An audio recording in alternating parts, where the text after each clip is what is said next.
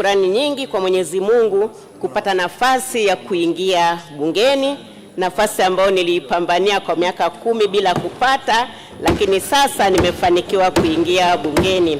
Namshukuru Mwenyezi Mungu sana, na niwashukuru sana wanawake wa Dodoma kuweza kuniamini na kunipa kura nyingi sana. Kati ya kura 1581 niliweza kupata kura 1524. Kwa hiyo nawashukuru sana wanawake wa Dodoma, wameniamini sana na mimi nitawakilisha vyema bungeni, lakini sio hivyo, nitafanya utumishi uliotukuka kuweza kuwatumikia wanawake wa Dodoma. Mheshimiwa Naibu Spika, na mimi pia nilitamani sana kuchangia hotuba hii ya Mheshimiwa Rais. Mimi niliona ni hotuba ya kiongozi, tena iliyothabiti kabisa, kiongozi mwenye madaraka, lakini upande wa pili ilisaundi kama hotuba ya mama, tena mama mlezi. Naomba niongee maeneo machache ambao namsikia rais wangu akiongea kama mama. Pale alipoingia tu na kuanza hotuba yake kwa kuonyesha masikitiko yake kwa matukio yaliyotokea 29, hiyo ilikuwa ni sauti ya mama. Lakini pia alipoendelea kuwasamehe wale vijana ambao waliingia kwenye mkumbo, hiyo pia ilikuwa ni sauti ya mama. Lakini mwisho kabisa aliongea sasa kama mama. Anasema, nikimaliza nafasi yangu sipendi kusemwa kwa majengo, kusemwa kwa miundombinu, kusemwa kwa barabara, kusemwa kwa magorofa, lakini niache tabasamu kwa Watanzania. Hiyo niliona ni sauti ya mama ndani ya hotuba ya rais wa nchi hii, lakini hiyo ilikuwa pia ni dira yetu ya miaka 5 ambayo tutaifuata, na inaenda sambamba kabisa na ilani ya Chama cha Mapinduzi. Niliona rais amesummarize ilani ya Chama cha Mapinduzi kwenye hotuba fupi aliyotoa kwenye bunge lako tukufu liyo tarehe 14 Novemba. Naomba nijikite kwenye hotuba hiyo, mawazo yangu ni atoe kwenye uchumi na uwekezaji wa wananchi. Malengo amesema malengo yetu ya kiuchumi ni kupandisha kasi ya ukuaji wa uchumi kutoka 5.6 hadi anasema zaidi ya 7. Kwa hiyo alikuwa na maana kwamba economic growth yetu itaenda zaidi ya 7.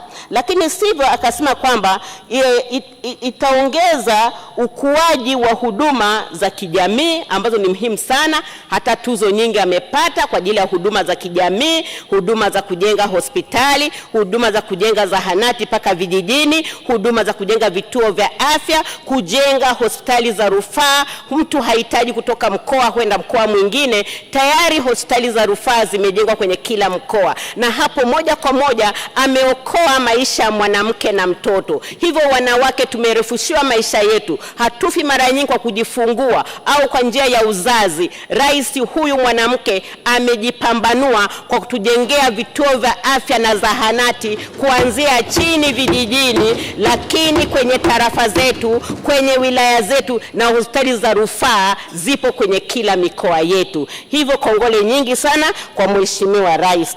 Lakini pia amejikita katika kujenga miundombinu wezeshi ya kiuchumi. Hapo ndipo tunaona barabara, hapo ndipo tunaona madaraja yanajengwa, hapo ndio anafanya uwekezaji rafiki ili tuweze kufanya maendeleo ya kiuchumi. Mimi nampongeza tena Mheshimiwa Rais wetu wa Jamhuri ya Muungano. Lakini anasema ataimarisha masoko na mitaji na kuhamasisha uwekezaji wa ndani. Anatia moyo wa Tanzania kwa wawekezaji. Zamani tulikuwa tunafikiri ni wazungu, mzungu akija ndio anategemewa kuwekeza, lakini sasa hivi tunatiwa moyo wa wawekezaji wa ndani kuwekeza kwenye viwanda, kuwekeza kwenye shughuli mbalimbali za kiuchumi. Ana kitengo maalum cha kuwatia moyo wawekezaji wa ndani.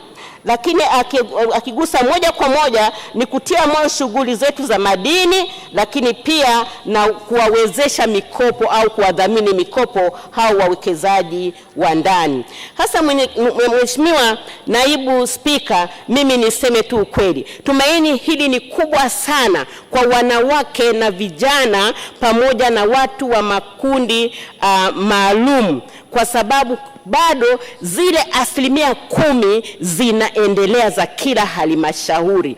Alipotamka hivi tu, nafikiri wanawake wote tulifurahi na vijana wote tulifurahi. Hilo ni tumaini kabisa kubwa sana kwa wanawake wa Kitanzania kwamba tutaendelea kupata hizo 10% za mikopo, na bado ataendelea pia kufanya mifuko yote ya uwekezaji iliyo chini ya ofisi yako ya kiuchumi, nayo pia yapata mifuko 74, nayo pia itaendelea kuwasaidia wanawake, vijana na makundi maalum. Hii ni kwa Dodoma. Sisi tumenufaika sana na hizi 10%. Kwa miaka 4 tu wanawake wamepokea bilioni 1.6 kwa Dodoma mjini, yani Dodoma mjini peke yake.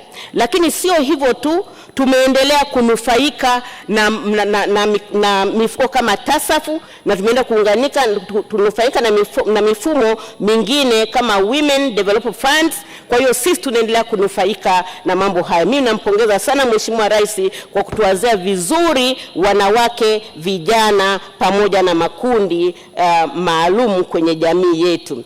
Na mwisho kabisa ni hilo tumaini sasa za bilioni 200 ambazo nazo pia zinaenda kwa wajasiriamali wote, lakini wanufaika pia wakubwa watakuwa ni hao wanawake, vijana na makundi maalumu pamoja na wazee wameongezwa hapo. Mimi nipongeze sana, hotuba hii ina mashiko.